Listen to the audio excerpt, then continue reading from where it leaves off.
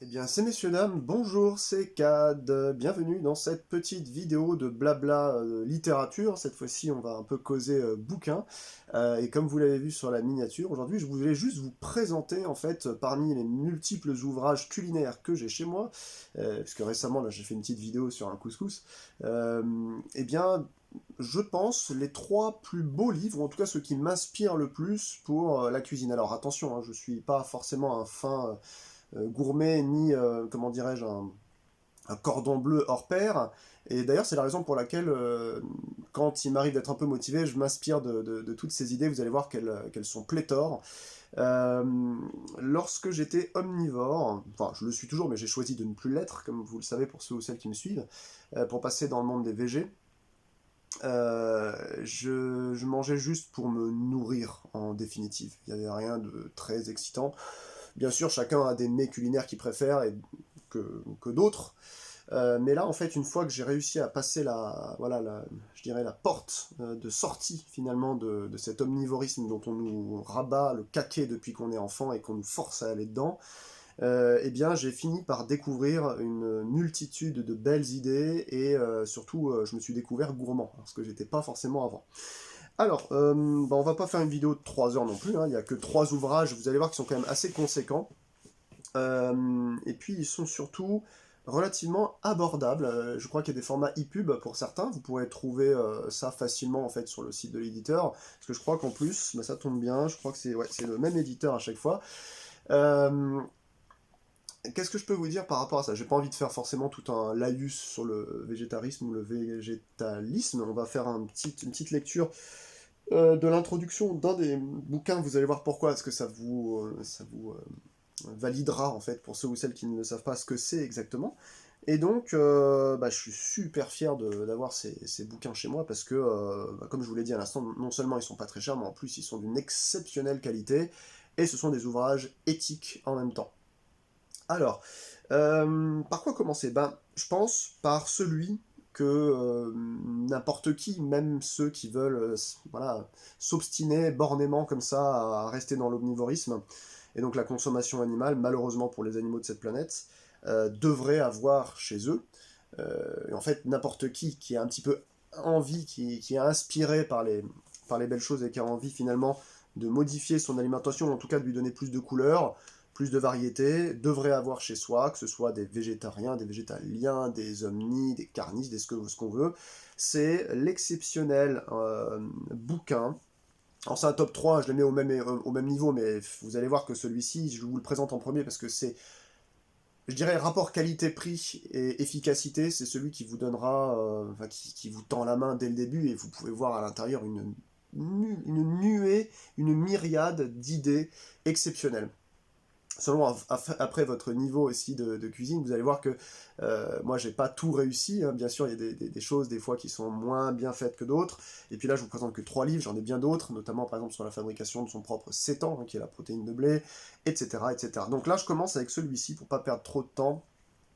Je me suis pas soucié de votre santé et de votre paix. Excusez-moi là si je suis un peu bizarre aujourd'hui, là je viens encore d'apprendre des mauvaises nouvelles, donc je suis en train de prendre sur moi, et donc la vidéo va m'aider à partir un peu. Vous m'excuserez hein, les bafouillages, voilà. Euh, J'espère que vous allez bien, en tout cas, c'est le principal. Voilà. Donc, premier livre, il s'agit de livres très, très sobrement appelé Végan, euh, ou vegan si on veut, de notre chère Marie Laforêt. Alors là, je vais vous montrer des auteurs, eux, on dit autrice aujourd'hui, bref, ou des auteurs, mais ce qu'il faut savoir, c'est que moi, j'ai juste pas de thunes, donc au fur et à mesure des années, je dois faire des choix, mais il y a de plus en plus de littérature végétarienne, végétalienne, vous allez pouvoir en trouver de toutes sortes, inspiré par plein de cuisines traditionnelles de plein de pays. Moi, je suis des chaînes YouTube, notamment aussi de la Petite Okara, je sais qu'elle a fait plusieurs ouvrages, et je n'ai pas de livre d'elle, par exemple. Vous voyez, donc c'est juste, voilà, j'ai ce que j'ai à vous montrer, mais je peux vous orienter vers des choses. Le premier, c'est Marie Laforêt. Elle a fait aussi un autre ouvrage qui s'appelle Débuter en cuisine végétale, je crois. Je ne sais plus, ça doit être ça. Ouais, débutant en cuisine végétale, simplement végé, je sais plus. Et puis, qu'est-ce que je peux vous dire de plus? Elle n'en est pas à son coup d'essai.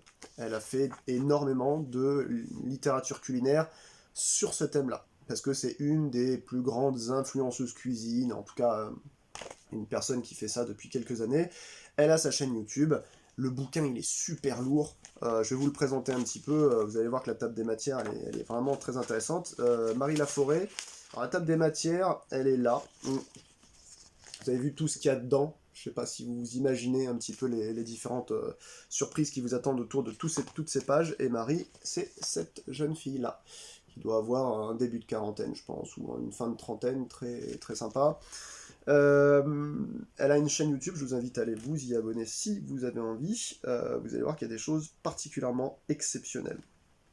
Alors, pourquoi j'ai choisi ce livre-là? Pour trois raisons. La première, c'est que c'est quelqu'un, c'est un peu la technique, je dirais, de la blouse blanche, c'est un peu l'argument d'autorité, mais elle fait vraiment référence, croyez-moi, sur cet univers. La deuxième, c'est que vous allez voir que le rapport qualité-prix, c'est monstrueux. Et la troisième, c'est que, ben, je sais pas, mais enfin, les images qu'elle propose à l'intérieur, c'est en couleur aussi, mais genre, c'est pas qu'une page, hein. C'est tout le temps, vous avez des... donc là, il y a des verrines. Voilà, je vous montre quelques images quand même qui donnent assez faim, à vrai dire. Hop là, voilà un petit houmous, etc. etc. Partout où on s'arrête, là voilà un rôti de 7 ans là. C'est ça, un 7 ans laqué, ouais. Hop là, encore ici. Donc elle vous apprend à faire vos propres simili aussi. Là on était sur du 7 ans de tandoori, 7 ans fumé, red setan. Là on a du chorizo, etc. etc. etc. etc. Hop là, on a une petite moussaka, je crois que c'est ça. Non, tagine plutôt. Regardez-moi ça quoi. Voilà. Si ça c'est pas beau, etc. etc. Donc en fait, le livre fait quoi? 300 pages? Ouais, 300 pages. Là j'étais à 280, mais j'étais pas, même pas à la fin parce qu'il y avait des desserts après. Non mais franchement, c'est juste à tomber quoi. Donc on est à peu près 300 pages, hein, c'est ça, 291, un peu plus de 300 pages. Euh, donc ça c'est une des raisons. Puis la troisième, ou si c'est pas une quatrième, je sais plus compter, et ben c'est que la préface a été coécrite par le docteur Jérôme Bernard Pelé. Hop, ici présent, Jérôme Bernard Pelé. Qui est une sommité dans la nutrition et le diététique. C'est un médecin diététicien, si vous voulez, qui est lui-même végétalien, vegan, on peut même dire, vegan, ouais. Parce qu'en fait, il y en a beaucoup qui se trompent, hein. On fait pas de la cuisine végane, on fait de la cuisine végétale. Vegan, c'est un style de vie qui fait que vous essayez d'impacter le moins possible la nature et le vivant, notamment les animaux non humains. C'est ça que ça veut dire vegan. Vous réduisez le plus possible votre impact. Vous n'achetez plus de cuir, vous prenez du cuir végétal. Vous n'achetez plus de viande, vous prenez de la viande végétale.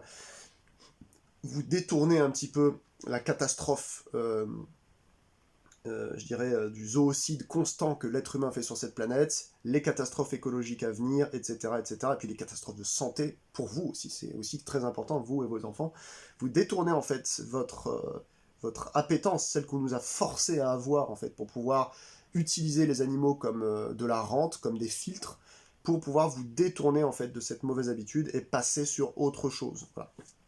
Donc, ne vous y méprenez pas.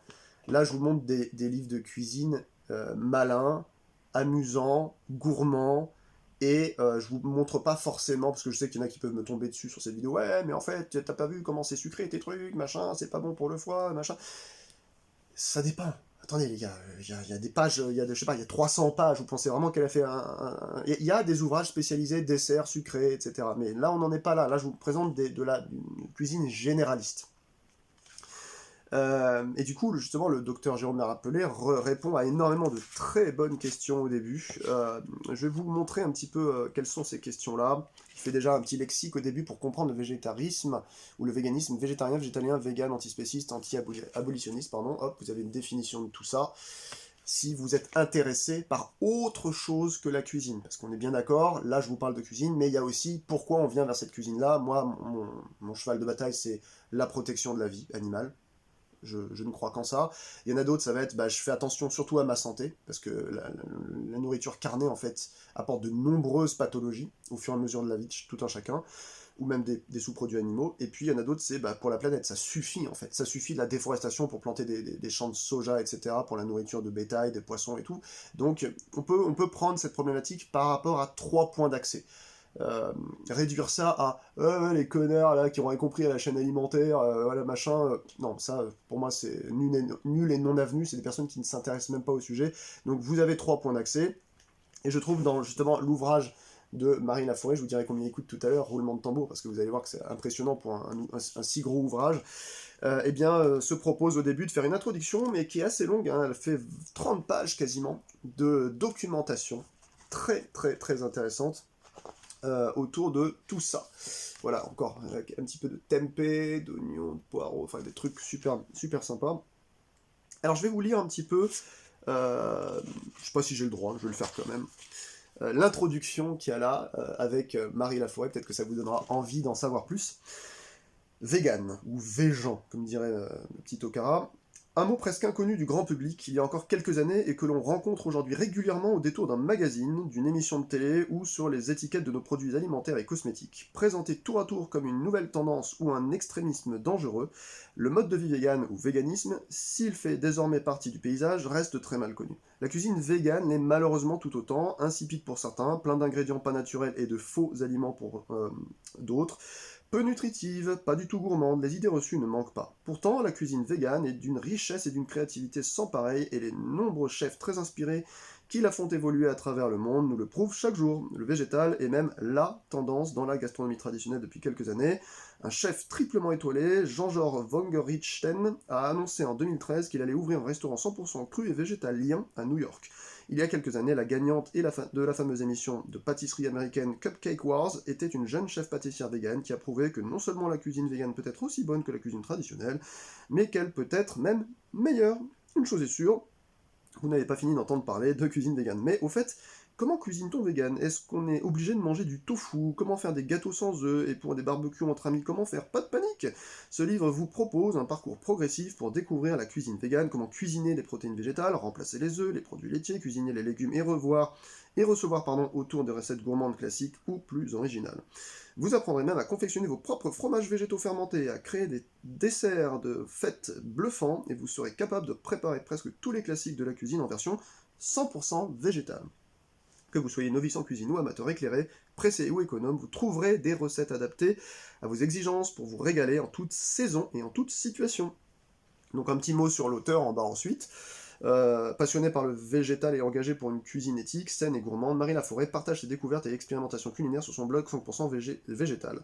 Également photographe, elle illustre ses recettes et s'implique dans la promotion d'une alimentation responsable à travers de nombreux projets associatifs. Elle est l'auteur aux éditions La Plage de desserts gourmands sans œufs ni lait et de coco. Et elle en a fait d'autres depuis, parce que ça c'est une édition révisée, je crois que déjà il y a eu 2 éditions. Et ensuite, vous avez donc la préface co-écrite avec Jérôme Bernard Pelé, le docteur Bernard Pelé, et donc Marie Laforêt.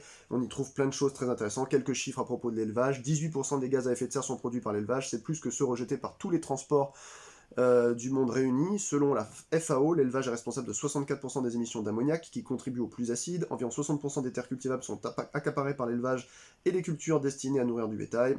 Pour plus d'infos, allez sur viande.info, etc. Qu'est-ce qu'être vegan? Être vegan, c'est refuser l'exploitation des animaux. C'est un mode de vie global qui va plus loin que le végétarisme ou le végétalisme, qui va au-delà de l'alimentation. Cela se traduit de manière à consommer différent, engagé et éthique, qui exclut les produits issus de l'exploitation animale. Voilà, je vous avais déjà de toute façon tout dit tout à l'heure.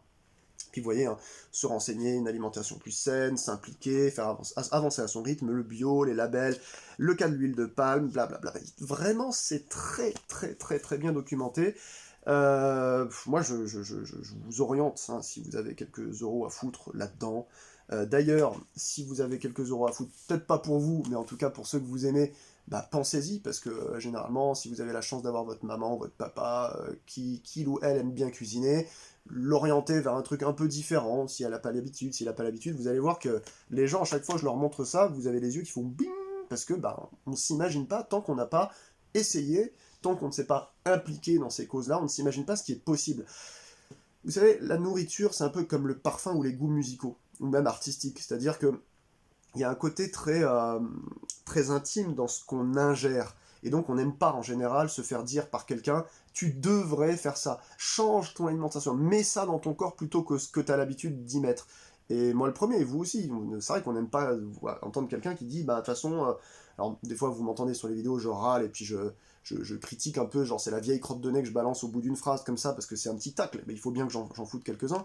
Mais c'est vrai que ça ne sert à rien en fait de forcer et d'interdire. Je pense que le plus beau là-dedans, c'est d'essayer de tendre la main aux gens et de leur dire regardez en fait tout ce qui est possible aujourd'hui au 21e siècle dans un univers qui n'est pas celui des Inuits ou des Bushmen, qui est celui d'un Européen ou en tout cas d'un occidental qui a énormément de choses à sa portée. Voilà. Donc, faut retourner un peu je dirais la situation à notre avantage et arrêter d'être passif et de suivre bêtement comme ça les trucs qu'on nous a enseignés depuis le début, parce qu'on voit que, enfin moi je le vois en tout cas sur toutes les causes que j'ai rejoints, euh, vous êtes gagnant en fait, au bout du compte. Vous êtes gagnant parce que vous laissez un impact beaucoup moins douloureux sur Terre quand vous passez du bon côté de la barrière.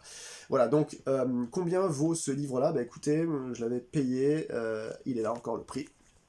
Clac, 19 €, je sais pas si ça fait le... Voilà. 19,95 €, on va dire 20 €. Pour un billet de 20 balles, ça fait un beau cadeau, parce qu'il y a vraiment plein d'images, plein de conseils. Il y a des plats que vous pouvez réaliser en 5-10 minutes, d'autres qui prennent plutôt 1 heure et demie de cuisson. Ça tape dans les desserts, dans les entrées, dans les tartinades, dans les pâtés, dans les... Je prends au hasard, hein.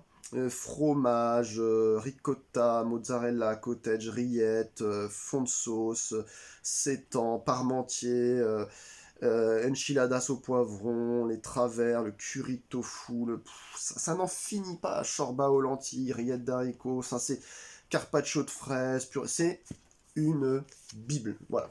Donc, je vous oriente là-dessus. Je sais pas si ce sera la même édition qui est dispo en ce moment. J'en profite pour vous dire que j'en avais parlé avec Matt, hein, Vivre en campagne, un coucou Matt si tu me vois.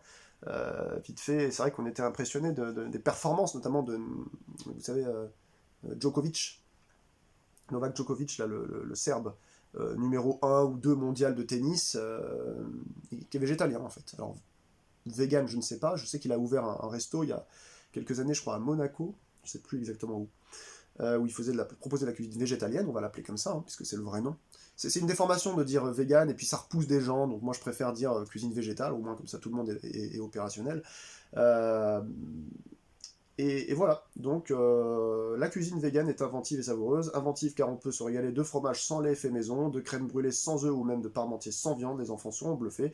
Il suffit d'adopter quelques gestes simples et des ingrédients magiques. Grâce aux graines de lin, au purée d'oléagineux, à l'agar-agar, vous remplacerez les œufs dans les desserts, confectionnez du chorizo, préparez du caviar végétal avec plus de 500 recettes. Ce livre deviendra votre bible, d'ailleurs elle le dit, pour toutes les occasions. En introduction, le docteur Jérôme Pallard-Pelé apporte des informations nutritionnelles nécessaires à l'équilibre des acides aminés, des vitamines, du calcium et du fer pour vivre son choix vegan en toute sérénité. J'en profite pour vous dire, si vous avez passé le cap, si vous ne mangez pas ni d'œufs ni de fromage, attention sur la cyanocobalamine qui n'est pas réellement, je dirais, n'est pas disponible. Il n'y a pas de biodisponibilité dans la spiruline, contrairement à ce que les gens disent. Donc, si pas de lait, pas de fromage, pour éviter qu'au bout de quelques mois, vous commenciez une carence qui peut être assez douloureuse en B12. Et d'ailleurs, je le sais parce qu'il y a des gens que je connais qui, même s'ils sont omnis, donc ils mangent de la viande, quand ils étaient jeunes, leurs parents, c'est des gens qui habitaient en Bretagne, leur donnaient des gélules de B12, ça existait déjà à l'époque. Le mieux, c'est de demander un conseil. Vous faites un bilan B12 en prise de sang et ensuite, soit vous en prenez un petit comprimé chaque semaine, soit pendant chaque repas, etc. Au moins, vous êtes sûr de ne pas avoir de soucis de ce côté-là parce que ça renouvelle la B12, les cellules, notamment les synapses, les cellules du cerveau. Ça a rapport aussi en endocrino, je crois, avec les surrénales. Enfin, ça gère plein de trucs. Et si vous commencez, alors qu'elle est stockée dans le foie, et moins vous en mangez régulièrement, comme vous n'avez plus d'apport, la B12 ça se trouve surtout dans les produits animaux ou encore dans les sels. Donc quand vous prenez de la viande, quand elle n'est pas trop cuite, vous en avez. Quand vous prenez du fromage et des œufs aussi, quand il n'y a plus ça dans l'alimentation, le stock dans votre foie diminue au fur et à mesure des mois, et après vous pouvez déclencher alors la carence est déjà là sans que vous la sachiez, et ensuite vous avez voilà, des effets secondaires, enfin même primaires de la carence, qui est pas bon, quoi. Vous pouvez tomber dans les pommes, etc. Là je vous parle, ça prend des années, hein. J'ai un pote qui s'appelle Julien, il se reconnaîtra s'il voit cette vidéo. Lui, alors je l'ai connu en 2007 à peu près, ou 2006. Il était déjà vegan même à l'époque. Il m'a dit ne jamais avoir eu besoin de recourir à ça pendant ses 5 premières années. Il était tout le temps en train de sauter partout, il organisait des concerts dans tous les sens, il était tout le temps par monts et par vaux, il lui est jamais arrivé de rien, et il était totalement végétalien. C'est quelqu'un qui est biologiste et qui travaille dans l'univers des animaux. Donc vous imaginez, le mec, je crois qu'il est même un docteur en biologie, spécialiste des mustélidés, il s'y connaît sur plein de trucs. Euh, et donc dès le début, je lui ai fait un peu confiance sur ce truc-là, et impressionnant, hein, comme chic type en plus. Donc juste pour éviter de commencer à en prendre des années plus tard, juste faites-vous suivre par votre toubib. Mais en fait, comme n'importe quel omni devrait se faire suivre aussi, les bilans de santé, ça se fait une fois par an ou tous les 2 ans. Une fois qu'on dépasse 30 ou 40 ans, c'est mieux d'en faire pour éviter de déclencher des problèmes. Il y en a qu'en font jamais et qui sont méga carencés. Ça, c'est un truc, j'en ai parlé un peu avec certains d'entre vous sur cette chaîne. Il y a quelques-uns qui me disent, mais sinon, toute alimentation végétarienne ou végétalienne, tu n'es pas carencé? Absolument pas. Non. D'ailleurs, les statistiques montrent que plus, mais c'est quasiment normal, en plus c'est mécanique, plus vous êtes omni, plus vous êtes carencé, parce que plus vous pensez que vous n'avez pas de carence, et en réalité vous mangez mal. Quand vous devenez végétarien, et a fortiori végétalien, vous vous occupez beaucoup mieux de votre corps. En fait, cette analogie, je la fais un peu avec, vous savez, le motard et l'automobiliste. L'automobiliste, il a oublié de faire ses contrôles. C'est pas grave, s'il se fait un peu tamponner, il perd un peu le contrôle, il est toujours un peu protégé dans une boîte. Le motard, lui, il vérifie sa chaîne avant de partir, il vérifie si tout est bien huilé, il fait démarrer sa moto pour la faire chauffer, il vérifie l'état de ses freins, ses pneus, parce que lui, le moindre paramètre qui va pas, il se crache par terre et c'est terminé. Une chance sur deux qu'il y passe. Donc, les véganes, les antispécistes, les végétariens et les végétaliens, c'est un peu les motards de l'alimentation. C'est-à-dire que nous, on fait plus attention encore que le simple kidam qui a été le pauvre forcé de bouffer de la bidoche depuis son jeune âge. J'insiste sur ce truc-là, parce qu'il y en a beaucoup qui me disent « Mais pourquoi tu proposes ça? Les gens n'ont pas à se forcer à prendre une autre alimentation. » Ah oui, mais sauf que dans ceux qui me disent ça, dans votre raisonnement, il y a aussi votre réponse qui est contradictoire avec ce que vous pensez. C'est-à-dire qu'en fait, vous avez carrément même oublié, vu comment vous êtes borné, qu'on vous a éduqué pour manger comme vous mangez aujourd'hui. Et là, s'il vous plaît, on ne parle pas de j'aime pas, parce que je vous l'ai dit, hein, vous allez retrouver à 99% les mêmes goûts, la même mâche, les mêmes textures que ce que vous avez en fait en bidoche standard, si vous êtes amateur de carnisme, on va dire. Donc, sans parler de j'aime pas, parce qu'on peut trouver des choses bonnes ou mauvaises là-dedans, comme on peut trouver des choses bonnes ou mauvaises dans l'alimentation carnée, c'est pour ça que ça n'a pas lieu d'être. Là, je vous parle de choses scientifiques, quoi, des choses intéressantes. La cuisine, c'est magique, c'est un peu de la chimie, c'est de l'art. Donc, regardez-moi ces fromages fermentés. Vous allez en retrouver chez J&Joy et plein d'autres marques encore. Là, elle vous apprend à les faire. Très sincèrement, quand vous regardez ce qu'il y a à vous acheter, au maximum, vous devez peut-être aller en Biocoop pour acheter des produits un peu rares. Par exemple, les PST, il n'y en a pas encore beaucoup dans tous les magasins. C'est ce qu'on appelle les protéines de soja texturées. Mais sinon, vous allez avoir voilà, du miso, ça se trouve de plus en plus partout. De l'huile d'olive, des gousses d'ail, des oignons, des bouillons, du tofu, ça se trouve de plus en plus du tamari. Tout ça, ça court de plus en plus les rues. Hop, encore un petit portrait de Marie. donc voilà, c'est super chouette. Et puis, je pense à Marie aussi qui me reconnaîtra, hein, qui regarde peut-être cette vidéo. J'espère que tu vas bien. Alors, c'est fini. Putain, ça fait déjà 23 minutes, je suis désolé. Je vais vous parler maintenant d'une autre écrivain, une autre autrice, qui s'appelle Eva. Elle a une chaîne YouTube que je vous invite à aller consulter et même vous abonner, qui s'appelle Eva les petits plats, ou les petits plats. Les petits plats, ouais. Eva les petits plats. Tout attaché. Qui nous propose à son tour, eh bien, pour le même prix, un ouvrage un peu plus fin. Alors elle vient d'en sortir un deuxième là récemment, je crois qu'elle en a 2 ou 3 maintenant, notamment sur la cuisine de la mer, les rillettes, vous savez, de similitons, etc., qu'elle vous présente, parce qu'elle a bossé chez Sea Shepherd. Et Eva, c'est elle. Et ça, c'est son premier livre, Les petits plats d'Eva. Voilà. Donc moi, j'ai connu cette youtubeuse en même temps que la petite Okara ou Lloyd Lang ou plein d'autres youtubeurs dans cet univers. Et puis, au début, ici, on va trouver, vous savez, chez le même auteur, je vais vous parler de l'éditeur un peu après, qui est La Plage. La cuisine de Jean-Philippe. En fait, c'est Jean-Philippe, le Québécois de Montréal. Hein. Vegan, donc Marie Laforêt, je vous l'ai montré. Vegan débutant, Marie Laforêt aussi. Un autre, je vous présenterai après dans mon top 3. Et puis plein d'autres de cet auteur qui vient après. Il y a aussi Stéphanie Terche-Médici, ma cuisine vegan pour tous les jours. Bérénice Lecomte, pâtisserie vegan, etc. etc., etc. Je vous dis, il y a vraiment maintenant matière à se mettre des choses sous la dent. Alors le livre est très amusant parce qu'elle a un côté, vous savez, pin-up des années 50. Elle aime bien se déguiser, je pense. C'est quelqu'un qui est tatoué, qui va dans les festivals de métal, enfin bref, tout ce qu'on aime, quoi. Et voilà. Donc, charmante Eva, ici. Et donc, son livre est assez marrant parce que vous allez la voir avec des petites bulles. Donc là, il y a le sommaire, hein, directement. Et vous allez la voir nous parler avec des petites bulles, nous raconter un peu sa life, un petit peu comme ça. Participer à un monde plus juste. Et puis là, elle explique un peu sa vie. C'est assez marrant parce que c'est comme ça que vous la voyez dans ses vidéos YouTube. Et alors pourquoi j'ai mis ce livre en...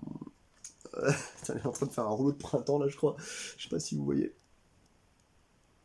Voilà, elle est assez charismatique en plus. Pourquoi j'ai choisi ce livre? Parce que déjà je voulais soutenir la créatrice de contenu, il y a la youtubeuse. Elle est vraiment ouais, bourrée de charisme, de sympathie. Enfin on a envie de sourire quoi quand on la voit, c'est aussi simple que ça. Et j'ai été vraiment scotché par rapport à l'introduction de ce bouquin. Je ne savais pas que j'allais découvrir cette introduction. Et je vais peut-être même la lire, vous savez quoi? J'ai tellement rêvé de la lire, je l'ai lu déjà à un pote, à mon ami Jus. Et je vais la lire, mais d'abord je vais vous présenter un peu ce qu'on a dedans. Regardez, on sait très très bien. Il y a des étapes, un peu comme une BD, c'est bien pensé. Là, vous avez un tagine de 7 ans, poêlée de champignons, omelette sans œufs, le voulet au curry. Donc elle aime bien changer les mots, au lieu de dire poulet végétal, elle dit voulet. Voilà, V comme végétal, voilà, voulet au curry, avec, vous voyez, de la texture comme des aiguillettes qui vous fera un sentiment, voilà, vous sentirez un petit peu un bluff quelque part. Le hachis varmentier aussi, donc voilà, c'est très très amusant à faire. Et puis c'est voilà, mac and cheese, Buddha Bowl, barbecue party, gratin, voilà quoi. Pour tous ceux ou toutes celles qui en ont ras-le-bol d'arriver chez les carnistes à bouffer, enfin aller voir bouffer de la saucisse sur leur barbecue, vous êtes invité dans un barbecue et vous avez juste le droit à des frites et la salade, bah là, voilà quoi. Tout est équitable. Sushi party, enfin c'est super gourmand quoi, vraiment chou-fleur de mama, lentilles blondes, poêlées, choux de Bruxelles à la crème, c'est assez marrant quoi. Non, c'est vraiment, puis elle est, je vous dis, elle est amusante, et je crois qu'elle a fait des études de théâtre, elle le disait dans une de ses vidéos, j'ai tout vu, hein, de toute façon, d'elle. Regardez en fait les mimiques qu'elle fait, je sais pas si on voit bien, je pense pas, mais elle disait qu'elle avait fait des cours de théâtre, elle voulait bosser, je crois, dans ça, même il y a longtemps, être intermittent du spectacle ou autre. Euh, voilà, donc comme une pisse saladière, escalope de 7 ans, gratin de chou-fleur, risotto forestier, feuilleté de... Voilà. Là, salade César, soupe potiron, soupe minestrone. Vous avez 140 recettes véganes faciles et engagées. Alors facile, je crois que c'est c'est un peu un artifice, ça. C'est un argument un peu vendeur. Il y en a quand même, je trouve, qui sont un poil plus durs que la majorité de celles que présente Marie Laforêt. Parce que c'est pas que c'est long, c'est qu'il suffit en fait que vous n'ayez pas la main pour faire un sétan correctement ou autre. Le temps de cuisson qui est pas bien respecté, vous voyez, des petits trucs comme ça et ça vous foire un plat. Mais ça c'est pareil en fait pour la cuisine traditionnelle carnée aussi. Donc non, globalement il y a vraiment matière à se faire des trucs. Regardez ça. Je m'étais même pas inspiré de son couscous pour faire le mien, mais elle met des haricots verts. Bon, c'est assez bizarre, mais pourquoi pas. Avec le petit thé à la menthe à côté, c'est en caramel. Ouais, il y a des trucs, c'est en caramel, c'est super gourmand aussi. Bref, qu'est-ce que je veux dire? Je vais vous lire l'intro. Peut-être que ça vous donnera envie de vous le procurer, toujours hein, chez La Plage. Alors, je sais pas, elle a une bonne bouille, je trouve. Comme je vous l'ai dit, puis elle donne vraiment envie de, je sais pas, de... Ouais, elle est touchante, vous allez voir. Et puis après, comme ça, je vous présenterai le dernier que je vous conseille. Puis on aura fini cette petite revue, tout simplement. Quoi. Peut-être que ça vous donnera des idées de cadeaux, tout simplement. Voilà. Introduction. Alors je suis désolé, Eva, hein, si tu vois cette vidéo, je pense que t'as pas, toi, lu ton intro sur ta chaîne. Je voudrais vraiment en fait donner un coup de projecteur en fait sur ton travail, hein, je m'adresse à toi si tu me vois, et je trouve ça vraiment dommage que cette intro en fait, elle soit pas dispo gracieusement, par exemple sur une vidéo ou sur un blog quelconque, et donc je vais la lire pour les plus comment dirais-je, fainéants d'entre vous, pour leur donner envie en fait d'acheter ton bouquin, même tes bouquins. Eva, c'est quelqu'un de très engagé. Vous allez voir, elle a bossé pour Sea Shepherd. Hein, ceux qui aiment bien Sea Shepherd, bah, n'hésitez pas à aller consulter le travail d'Eva, Eva Zing. Sea Shepherd, elle a fait des missions loin, hein, elle est allée même jusqu'au Mexique, elle a fait une escale là-bas, elle a installé un resto, je crois, elle a fait des trucs. Puis c'est pas simple, hein, elle s'occupait de 40 personnes, je crois, à bord. Alors c'est pas est-ce que c'est le Sam Simons ou un autre vaisseau, je sais plus. Elle le raconte bien dans une vidéo, elle a vécu des choses très très dures. Le sauvetage de tortues emberlificotées dans des espèces de, vous savez, de filets abandonnés par les pêcheurs abandonnent plein de saletés en mer, et vous avez des tortues, des dauphins qui meurent en fait, des poissons qui crèvent d'asphyxie là-dedans. Donc elle explique qu'elle avait été on l'avait appelé pour de l'aide. Et ils ont sauvé un homard aussi qui était limite, on ne savait même pas s'il était encore vivant, et ensuite il a repris vie et puis il s'est barré dans l'eau. Et c'est vraiment touchant en fait. Ce genre de personnes, moi j'ai presque envie de chialer de bonheur quand je les découvre, quand je les écoute parler, parce que vous vous dites, putain, le monde il pourrait être tellement simple, tellement beau si l'être humain n'impactait pas tant son environnement en réalité. N'impactait pas, ça veut dire n'allait pas tuer par dizaines de millions de vies, des milliards par an, la vie, en gros, de retirer la vie comme ça systématiquement. Euh, Puis de regarder ce qu'on fait. Moi, j'ai appris grâce à ces personnes aussi, même si je le fais depuis un peu petit. Depuis petit, j'ai cette propension à ça, mais chaque fois que je passe quelque part, je vérifie si j'ai pas laissé quelque chose tomber ou si j'ai pas dérangé quelque chose. Voilà, juste un peu d'attention quoi et d'empathie. Alors, je vais vous lire l'introduction de Eva Zing, les petits plats d'Eva.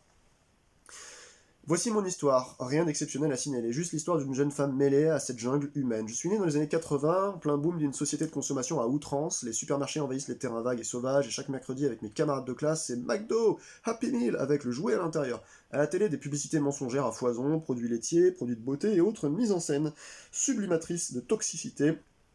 Jambon, steak de bœuf, poisson pané, étant à peine sorti de l'œuf, mon esprit déjà se fait manipuler. On m'a menti, me faisant croire que ce que l'on me proposait pour vivre était bon pour ma santé. On ne me disait pas que pour faire du lait, la vache doit enfanter et que son veau part à l'abattoir à peine sevré. On ne m'a pas dit que les nuggets de poulet tant chéris étaient en fait des mignons petits poussins broyés. On a oublié de me préciser que la belle tranche de jambon rosé était en fait la jambe d'un animal qui a vécu dans une cage d'acier.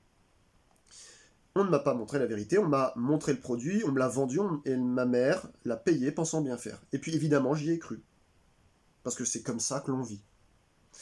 Et que tout le monde fait ça, et que tout paraît normal. C'est ainsi que j'ai grandi, sans réfléchir par moi-même, ma pensée dictée par un conditionnement sournois chaperonné par une dynamique du capital en quête constante de profit et d'intérêt budgétaire. Mais aujourd'hui, nous savons, et j'ai décidé d'agir. Je me souviens d'un matin, je devais avoir 7 ou 8 ans, je partais en mer avec mon père. C'est au large de la rade de Marseille, près du phare de Planier, où l'on peut voir vibrer la nuit depuis la Terre. Où l'on peut voir briller la nuit depuis la Terre, pardon. Follement excité à l'idée d'aller pêcher, espérant que ma mère puisse cuisiner une bouillabaisse le soir venu, rêvant de lui rapporter fièrement un seau plein de rascasse. Pourquoi? Je n'en sais trop rien. Car le goût de la soupe de poisson me faisait horreur, mais j'aimais la rouille avec les croûtons à l'ail, avec du fromage râpé dessus qui flotte dans l'assiette. À l'époque, j'espérais certainement qu'elle me félicite. Regarde maman, comme je suis forte. Et je m'auto-glorifiais déjà du butin acquis. Mon père me montre donc la boîte d'appât, des esquesses, comme on dit chez moi, d'immondes verres marrons, durs, avec des pattes qui grouillent dans une boîte de polystyrène. Alors ma poupée, tu prends le verre, tu arraches la tête comme ça, tu coupes un bout et tu l'enfiles sur l'hameçon, tu vois. Ah oui, je vois que suinte ce que je devine être du sang accompagné d'un liquide jaunâtre, et je sens que le verre bouge encore entre mes doigts, même coupé en morceaux, habité par la peur sous-jacente qu'il ne me morde. L'odeur me monte au nez, ma rêverie d'activité avec mon papa adoré prend alors une autre tournure, mais je me lance, je ne suis pas une petite nature. Tu lances l'hameçon, tu laisses couler le fil avec le poids du petit plomb, tu attends et quand le bouchon fluo qui flotte à la surface disparaît sous l'eau, tu tires fort d'un coup et tu boulines. Je m'exécute, très appliqué, armé de ma plus belle casquette orange moche, de chaussures en caoutchouc pailleté et d'un short à fleurs sans doute. Et rapidement, Ça pite. Je remonte un premier poisson. Une girelle. Quelle est belle, papa. Regarde ses couleurs. La girelle s'agite vivement, frétillant contre la mort. Et je la prends. Et là, j'apprends qu'il faut l'attraper, décrocher l'hameçon, lui arracher l'estomac si besoin, et la mettre dans le seau. Papa, on ne peut pas la remettre à l'eau plutôt? Eh non. Maman attend la bouillabaisse. Il me montre comment faire, m'expliquant qu'elle n'a pas mal, car les poissons ont le sang froid. Ils ne sont pas faits comme nous. Je la regarde souffrir, mais mes yeux d'enfant émerveillé par mon père, ce héros, me poussent à le croire, et je continue notre activité matinale sous le soleil marseillais. Ce jour-là, loin de la télévision, je venais de comprendre qu'un animal, quel qu'il soit, devait mourir pour pouvoir être mangé. Qu'un poisson pané était en fait un poisson à l'estomac arraché. Le résultat de cette matinée était un petit seau de 5-6 poissons ridicules, j'étais ravi. Mais chaque fois que j'ouvrais la porte du congélateur et que je voyais ces 5-6 poissons bien morts, je ne pouvais m'empêcher de penser au fait qu'ils nageaient librement quelques jours auparavant. Enfant, je passais mes après-midi d'été à barboter dans la piscine de mes parents jusqu'à m'en flétrir le bout des doigts. Là, mon occupation préférée était de venir en aide aux coccinelles noyées. Dans la journée, cigales, abeilles, papillons, grillons, je les sortais tous de l'eau avec l'espoir de les voir s'envoler à nouveau, tentant parfois quelques massages cardiaques sur leur petit corps. Je continue malgré tout à manger du poisson, pensant que c'était bon pour la santé. Plein d'oméga 3. C'est bon pour la mémoire. Je voyais des cadavres de sol, loups, rouges défiler sur notre table à manger, incapable d'aider ma mère à les vider, à leur sortir les tripes et de me réjouir en cas de trouvaille d'une poche d'œuf. Je vaquais à mes occupations enfantines avec cette forte odeur de cuisson qui emboucanait toute la maison. Le dîner venu, ma mère coupait la tête et la queue, sinon je ne mangeais pas. Ce n'était qu'après un minutieux dépiotage d'arêtes qui durait des plombes que j'ajoutais un filet d'huile d'olive et de citron sur la chair de poisson refroidi et que je m'exclamais enfin « c'est bon! Ah oui, c'est bon le poisson !» Déjà jeune, mon envie de sauver était prédominante, mais la société dans laquelle je grandissais banalisait l'idée morbide que 10 minutes de simple plaisir gustatif valaient une vie. Ou plusieurs. On ne parlait d'ailleurs pas de vie, on parlait encore toujours de produits. Rien ne m'éveillait au fait que les aliments ne sont pas tous égaux. À la limite, oui, la viande comme plat principal et le reste n'était que garniture. Je passais du temps à trier des nerfs, tendons, veines et gras de mes steaks. Et la plus grande de mes hypocrisies était de me dire que je ne mangeais pas de cheval, ni de lapin, ni de canard, car je m'étais prise d'amour pour ces animaux. L'un grâce à l'équitation, les autres parce qu'ils étaient trop mignons. Je mangeais pourtant goulûment des boulettes marocaines à l'agneau de ma mère et je raffolais de la blanquette de veau. Mon plat préféré d'ailleurs était le foie de veau à la sicilienne que ma mère préparait divinement bien, accompagné de purée de pommes de terre. Le carpaccio de bœuf était servi à double portion lorsque j'étais attablé et les saucisses merguez faisaient la joie de tous mes étés jusqu'à mes 25 ans. Je participais à mon premier stand avec Sea Shepherd au Mondial du tatouage à Paris en 2014. Quand l'heure du déjeuner sonna, mon formateur du jour me dit alors, avec un fort accent du Sud, « Bon, ici on est tous végétaliens, alors si tu veux manger de ton jambon beurre, tu le fais sur les stands d'à côté. » Puis il esquissa un sourire sous sa moustache soigneusement taillée. Bienvenue. Puis j'ai écouté le discours des bénévoles de cette association pendant 4 jours. Le premier geste écologique à faire, c'est d'arrêter de manger de la viande et du poisson. Quel est le rapport, me demandai-je alors. Puis j'ai appris. Je me suis rendu compte du désastre. Surtout au niveau de la pêche. En vérité, consommer du poisson et tout autre produit provenant de la mer est ce qu'il y a de pire pour l'écosystème puisque les océans sont le premier régulateur du climat et produisent plus de la moitié de l'oxygène que nous respirons. Et nous vidons les océans pour une seule et unique raison, l'alimentation. On pille pour manger. Sans avoir pris des mesures nécessaires pour renouveler les espèces, j'ai découvert avec effroi les différentes méthodes de pêche abusives pour fournir des étalages de nos poissonneries, souvent provenant des eaux territoriales des pays dites en voie de développement, qui dépendent de la pêche pour survivre. J'ai découvert l'esclavage sur les bateaux de pêche à la crevette, la pêche à l'explosif, toutes les poubelles qui sont jetées par-dessus bord, le nombre indécent de prises accessoires, d'animaux morts dans leurs filets pour rien et rejetés à la mer, ou encore le nombre incalculable de filets fantômes et d'ustensiles de pêche perdus en mer qui ne sont que quelques exemples parmi d'autres de l'horreur de la pêche industrielle. Je ne parle pas là des pêcheurs typiques des villes côtières qui ont toujours été dépendants de la mer pour subvenir à leurs besoins financiers et alimentaires. Je parle de ceux qui sont en train d'épuiser les ressources de l'océan sans pitié pour que les Parisiens, les montagnards et les campagnards aient dans leur congélateur de quoi se régaler d'un bon festin marin.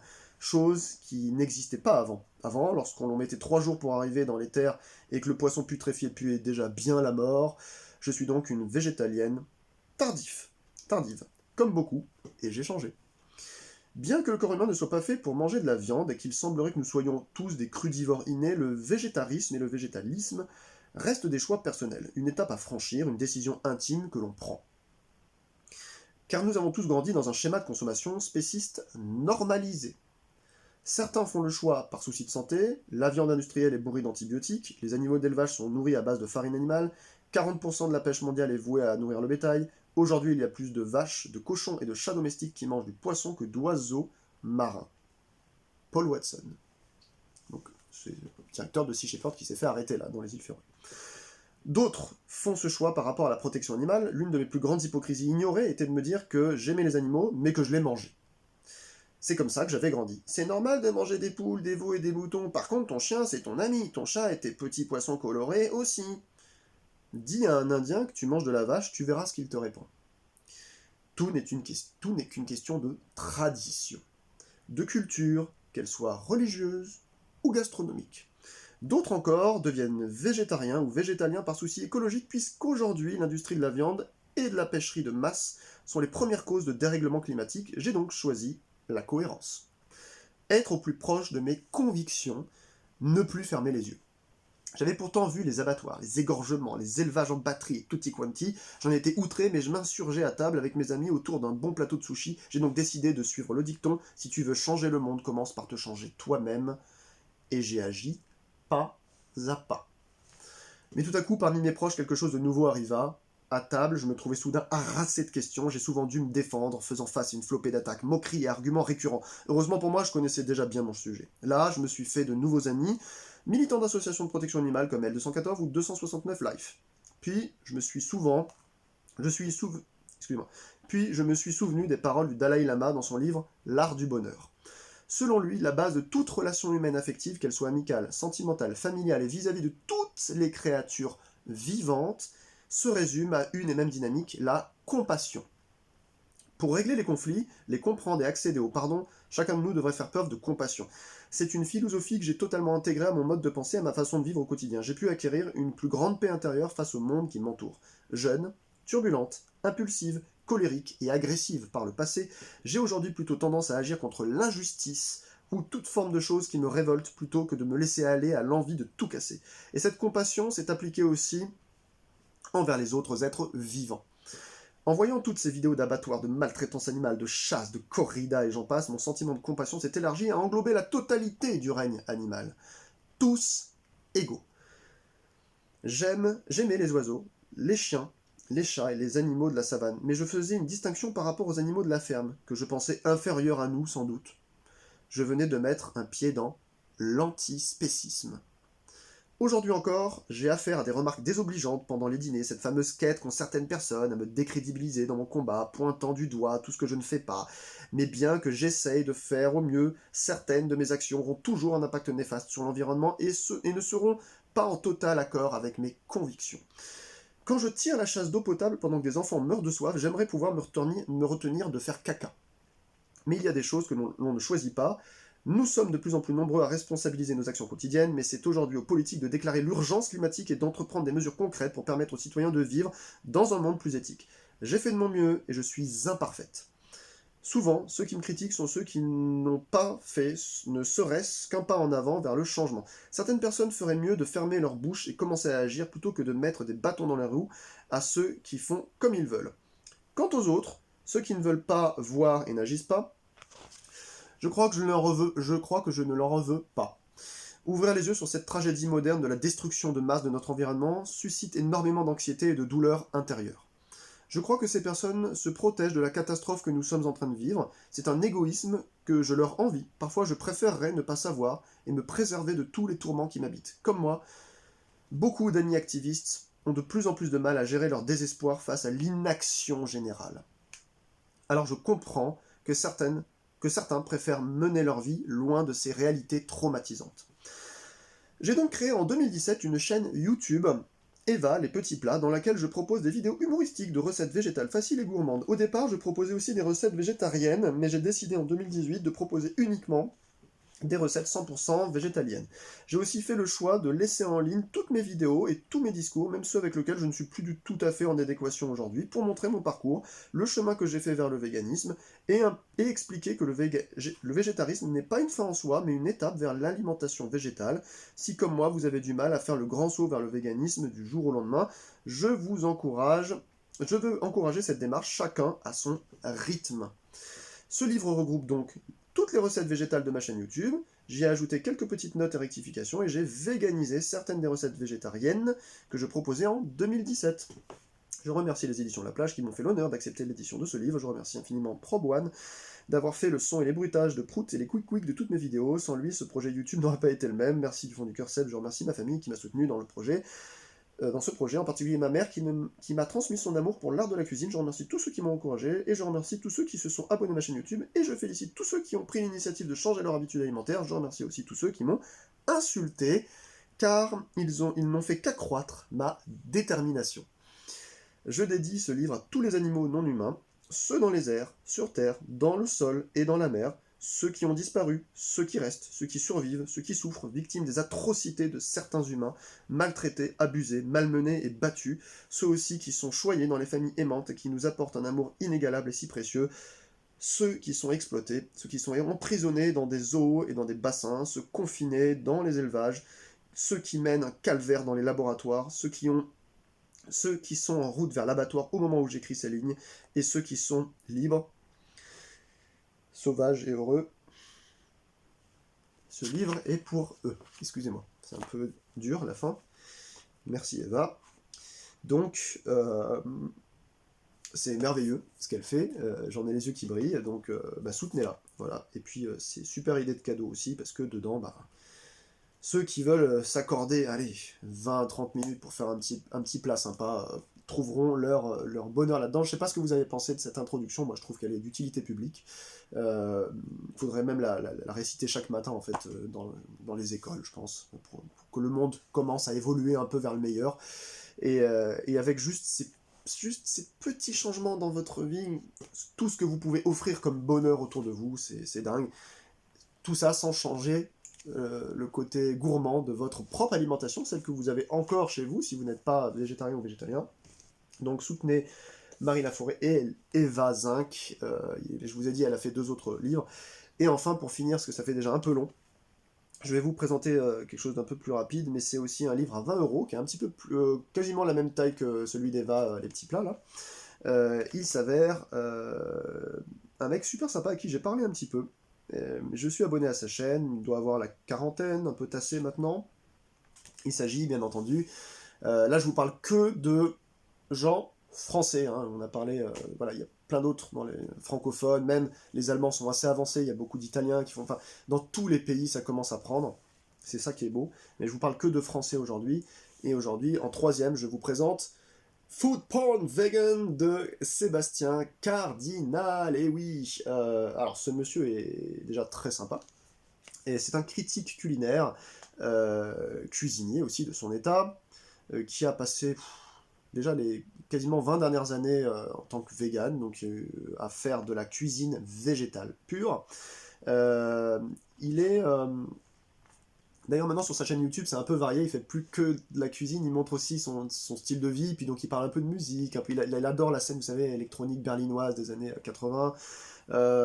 C'est quelqu'un qui aime beaucoup l'univers un peu fantasmagorique, l'étrange Noël de Monsieur Jack, la philosophie, etc. C'est vraiment quelqu'un de passionnant. Sa copine ou sa femme, j'ai jamais trop su, qui fait les photos de ce livre, qui s'appelle Laura Vegan Power. C'est une spécialiste de la pâtisserie vegan, photographiste et fondatrice du site vg-zone.net. Elle travaille en collaboration étroite avec Sébastien Cardinal. Elle a illustré tous ses ouvrages ainsi que Pâtisserie vegan de Bérénice Lecomte. Et donc Sébastien Cardinal, avec un K, figure charismatique du mouvement vegan en France. Il est le cofondateur de vg-zone.net, un site de vegan influent. Auteur de plusieurs ouvrages culinaires, notamment Ma petite boucherie vegan, qui a été traduit en allemand, espagnol, italien. Donc là, c'est un livre aussi chez La Plage, hein, qui a été édité en 2019. Alors, je vous fais un petit peu le sommaire. Il nous parle un peu des ustensiles, friteuse, cloche à burger, presse à steak. Ensuite, basique, steak de boulettes, frites écrasées d'avocat, sauce cheese, mayo végétal. Comment faire ça, simplement. Et ensuite, burger. Et donc, burger, sandwich, plat et du sucré pour finir. Le titre est sans équivoque, il rappelle un peu toute l'industrie des films pour adultes, on va dire. Et d'ailleurs, même certaines images dedans sont un peu dégoulinantes. C'est assez drôle. Il y a des choses un peu.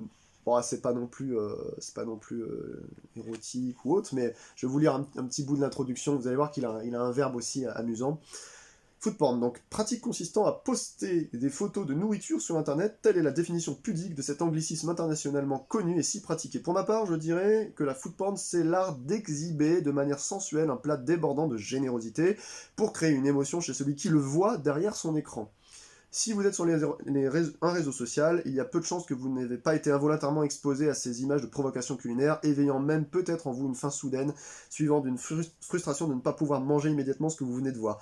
Cruel comme pratique? Un peu, en effet. Cela fait partie du jeu. Il y a toujours ce ton-là, un peu dandy, assez amusant. Il est allé même faire des végétours tous les ans il va à Montréal, hein, au Québec, je crois vous allez voir sur sa chaîne, surtout les vidéos d'il y a 3-4 ans, il se balade jusqu'en Allemagne pour aller tester, il rencontre des youtubeurs, des youtubeuses VG pour leur demander alors amenez-moi dans un resto, on va tester des produits, etc. Enfin, c'est vraiment quelqu'un qui fait des retours de course, ceux qui montrent ce qu'il a trouvé chez Lidl, chez Picard, chez Inter, etc. Il vous donne des idées, alors il le dit tout le temps, il dit moi je cherche juste le goût. Vous voyez, il est bien portant, hein. Je ne vais pas vous donner de conseils sur la diététique. Donc voilà, encore une fois, là on est sur un de ces ouvrages qui le prouve.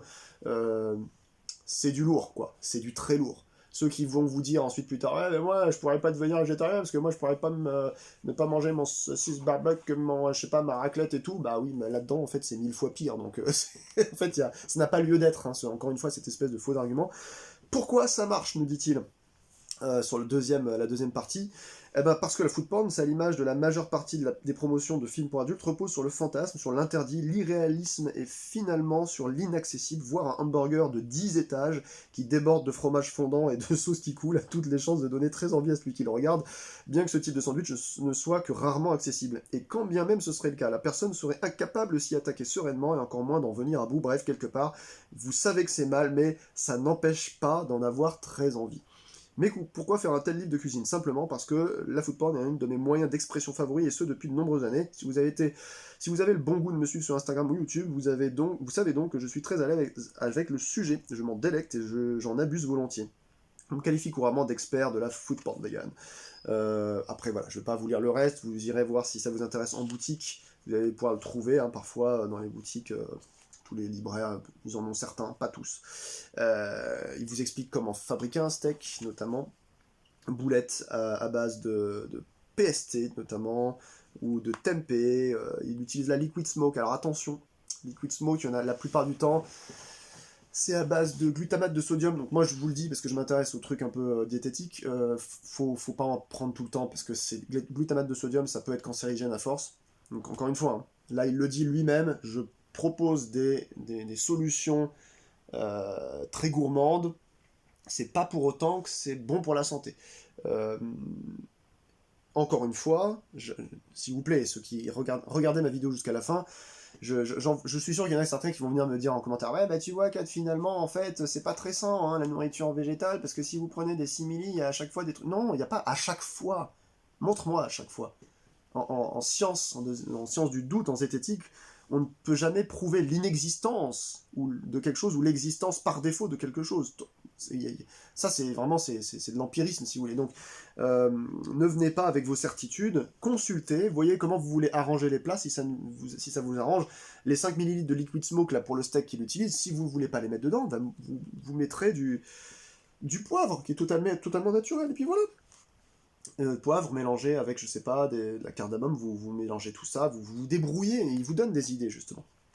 La mayo végétale, à base d'huile de colza, de gomme de xanthane, de jus de citron, c'est vraiment, ce type, c'est vraiment un magicien, c'est un espèce de petit alchimiste. Alors, on commence direct. Coupable de l'opulence des formes, ce burger a un hommage à un hamburger légendaire créé par un restaurateur qui n'a décossé que le nom. Celui-ci étant finalement trop sage, il fallait monter la barre un peu plus haut pour vous faire grimper au 7e ciel. Regardez-moi ça, et ça va vous faire penser à voilà, peut-être au sandwich qui se vend le plus dans le monde depuis 60 ans, totalement végétal. Voilà. Hein, que ceux qui me disent ouais, je veux pas devenir végétarien ou végétalien parce que sinon je pourrais plus manger mon beefsteak. Vous parlez à quelqu'un, moi je vous adresse là, vous écoutez en tout cas quelqu'un. Moi je bouffe régulièrement des trucs comme ça parce que je suis assez gourmand. Vous n'y voyez que du feu en réalité. Comme j'avais dit dans une vidéo récente, se déshabituer d'un goût particulier est peut-être la chose la plus simple qui puisse arriver à quelqu'un sur Terre. Ainsi, moi, j'ai arrêté la clope, la vapote. Alors, clope, j'ai dû fumer 12 ans, 13 ans peut-être. Non, je vous dis une connerie. J'ai dû fumer 9 ou 10 ans, j'ai dû vapoter 4-5 ans, un truc comme ça. Alcool, j'ai été alcoolique pendant entre 5 et 10 ans, selon le niveau de l'alcoolisme. Et la viande, de ma naissance de 1985 jusqu'à 2007, quand je suis revenu du Japon. Sur ces 3 trucs-là, mais vraiment, hein, croyez-moi, parce que je suis abstinent, donc je peux vous le dire, et puis le sucre que j'ai arrêté récemment aussi. Je mange peut-être 75% moins sucré qu'avant, en rajoutant plus du tout de sucre particulier, sauf sur un gâteau exceptionnellement, etc. Donc je peux vous parler justement du phénomène d'addiction et du truc du je ne peux pas, je suis attiré, je veux. La viande, le poisson, sont probablement les choses les plus simples à arrêter pour quelqu'un. Simplissime. Il ne s'agit juste que d'une habitude, d'une sorte de mantra qui vous a été répété, c'est comme ça qu'on crée un plat, c'est comme ça que tu fais ton assiette. Si vous cassez ça en vous disant je vais continuer à le faire, mais soit je mets autre chose, soit je mets rien pour l'instant et je remettrai autre chose plus tard qui n'en sera plus, qui ressemblera, vous allez voir que votre esprit va se reconcentrer différemment sur ça. Et en fait, pour certains, ça va prendre un jour, très sincèrement, hein, il y en a qui ont une révélation, boum, le jour d'après, c'est terminé. Et pour d'autres, ça va prendre 2 ans. D'abord, on arrête quelques produits, pas tous, ensuite, etc. Et on en met d'autres, c'est-à-dire des nouveaux qu'on ne connaissait pas. Parce que c'est ça, en fait, c'est ça qui est beau et qui n'est pas la même chose que d'arrêter l'alcool ou la cigarette. Ça, c'est des drogues qui tuent, comme le sucre. Mais ça, effectivement, ça tue moins, sauf que ça, quand je parle de ça, c'est la viande rouge, etc., les abats, le poiscaille et tout ça. Mais en faisant, en fait, la démarche d'arrêter ça, vous allez contribuer à une meilleure santé pour vous, et vous allez contribuer à une meilleure santé de la planète, et enfin, si c'est pas le plus important pour vous, vous allez de facto éviter que des êtres humains multiplient la vie, c'est-à-dire fait exprès de créer de la vie pour la tuer, dans le but de la tuer, ou tue celle qui est déjà existante. Donc, pour moi, je crois que c'est le plus bel acte parmi les actes de boycott qu'on peut s'employer à faire sur Terre, et c'est le plus simple en réalité. Il suffit juste de détourner son alimentation sur autre chose, et vous allez voir ces autres choses, Sébastien Canéa vous le montre très bien, avec notamment les sauces, les machins, tout ce qu'il arrive à mettre dessus, redonner le goût que vous aimiez, la mâche, la texture de ce qui existait. Et ça, vous pouvez ne pas me croire, si vous avez déjà un jour testé, il y a 25 ans, un steak de soja ébli au Monoprix du coin, vous vous êtes dit « Ah, c'est sec, c'est dégueulasse, c'est ça la viande végétale ?» Bah oui, c'est normal que si vous avez goûté ça, ce soit pas très excitant. Mais aujourd'hui, avec l'arrivée, il y a 4 ou 5 ans, de Beyond Meat, Impossible Food, puis maintenant on a un nouveau fermier qui s'appelle Happyvore, et tellement de marques partout, en veux-tu, en voilà. Sur le marché, il y a en fait pour tous les goûts. Je vous l'avais dit dans une vidéo précédente, si vous êtes quelqu'un qui n'aimait pas la viande, vous allez pouvoir trouver de la mâche similaire qui comble, que vous pouvez faire comporter en fait dans votre repas, qui va vous faire penser quand même à une partie principale d'un plat. Donc vous pouvez utiliser un simili carné pour ça. Si vous aimez la viande, vous allez pouvoir louvoyer à travers les différentes marques que je vous ai fournies et les différentes recettes que ce genre de monsieur peut vous fournir pour pouvoir retrouver votre goût cher et tendre de votre hamburger préféré de viande animale, avec cette fois-ci en fait 0 mort en réalité. Voilà, parce que pendant ce temps-là, la vache, elle vivait encore 1 semaine et demie avant que vous la bouffiez en fait dans un resto. Elle était contente, plus ou moins. Si elle a déjà un champ, c'est déjà bien dans sa vie, avec des barbelés autour d'elle. Quelle vie, hein, quelle vie pour les animaux. Voilà, puis ça continue, je vous montre encore quelques petits trucs. Bien entendu, tout ça, c'est sans cruauté. Regardez-moi ça, quoi. Je m'arrête pas sur les pages, hein, mais là, il y a quoi? Il y a finition thaïlandaise. il, en- il a fait des titres vraiment putassiers, c'est assez marrant.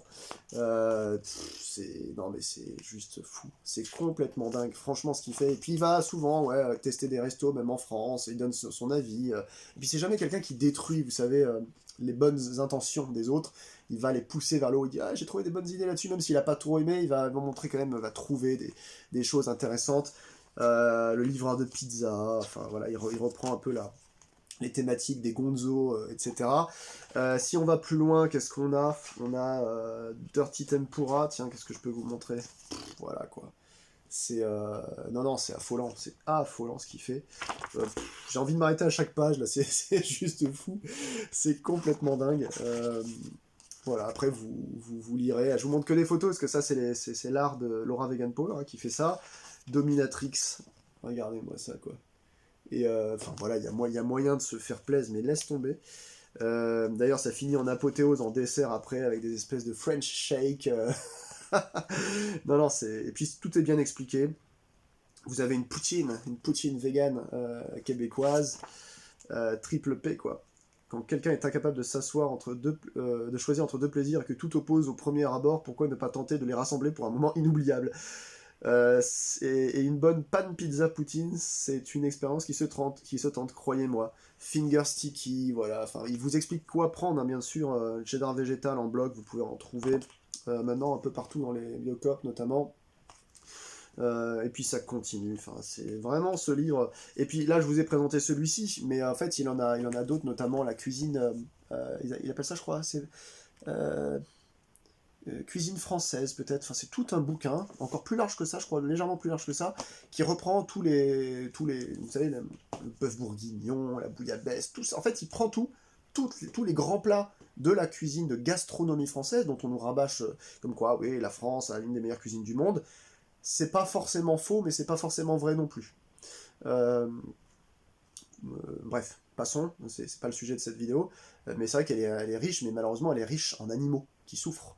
Y a qu'à aller dans une brasserie pour regarder que l'intégralité quasiment des plats, sauf peut-être un maintenant pour faire plaisir aux VG, c'est aiguillette de machin, quart de machin, c'est que des trucs encore. On est en 21e siècle et ça persiste. Lui, il a pris le contre-pied de ça, il a dit bah moi je vais vous les montrer, ces recettes aussi belles, voire mieux, et juste sans avoir tué la moindre animal. Magnifique quoi.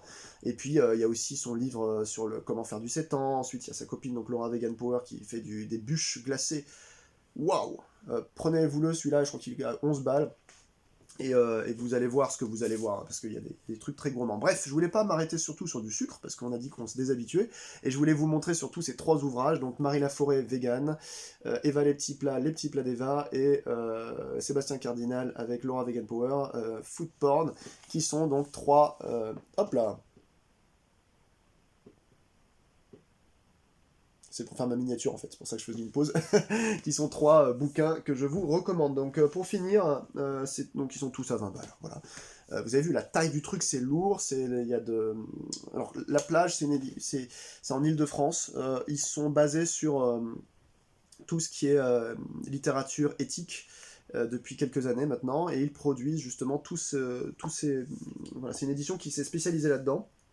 Et donc ils ont fort à faire avec la nourriture, comme je vous ai dit, hein, il y a un côté intime là-dedans, donc ils ont un gros catalogue, notamment je crois qu'ils ont aussi Bérénice Lecomte et d'autres.